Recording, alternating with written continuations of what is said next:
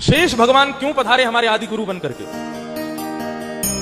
जब देखा कि पृथ्वी पर धर्म का ह्रास हो रहा है, धर्म नष्ट होता जा रहा है, कोई भी रक्षक उस धर्म की रक्षा कर नहीं रहा है, तब भगवान ने एक दिन चिंता व्यक्त की।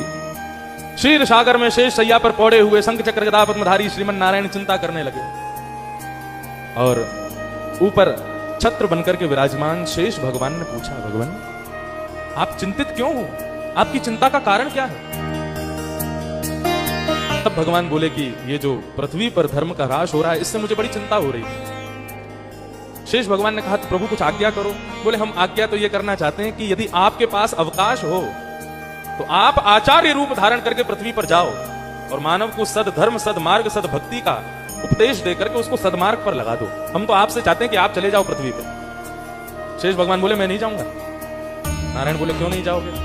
बोले, प्रभु आप बहुत पार्शियलिटी करते हो लोगों का उद्धार करने में। क्यों? बोले, मैंने देखा है कि आप सब चीज देखते हो कि कितना भजन किया, कितनी तीर्थ यात्रा की, कितना इसने ये किया, कितना पुण्य किया। अरे भगवान, ये कलयुग चल रहा है। इस कलयुग में लोगों पर इतना समय नहीं कि आपका भजन करें और आपका कीर्तन करें, तपस्या करें। आप सोचते हो कि वो करेंगे तभी मैं उनका कल्याण करूंगा, ये संभव नहीं है। भगवान बोले, तो तुम्हारे पास कोई और तरीका हो तो बताओ। हाँ, एक तरीका है। बोले, क्या? बोले, मैं पृथ्वी पर जाऊंगा, मैं जाकर के इस श्री वैष्णव संप्रदाय का प्रचार करूंगा, लेकिन आप मुझे वचन दीजिए, ये न रक्षा जगन्नाथ।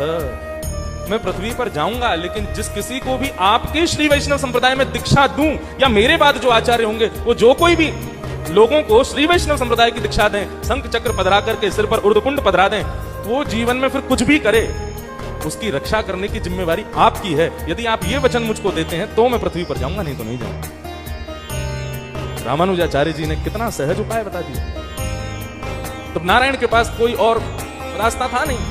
उन्होंने कहा कि ठीक है शेष, ठीक है, हम तुमको वचन देते हैं, जो कोई भी तुम्हारे द्वारा दीक्षा प्राप्त करेगा, जो कोई भी तुम्हारे इस वैदिक पथ पर, इस भाव पथ पर, इस भक्ति पथ पर जो कोई भी चल करके तुम्हारे आश्रित होगा या तुम्हारे बाद जो आचार्य होंगे उनके आश्रित होगा, उनकी जीवन भर रक्षा करने का दायित्व मेरा है, ये मैं वचन देता हूं।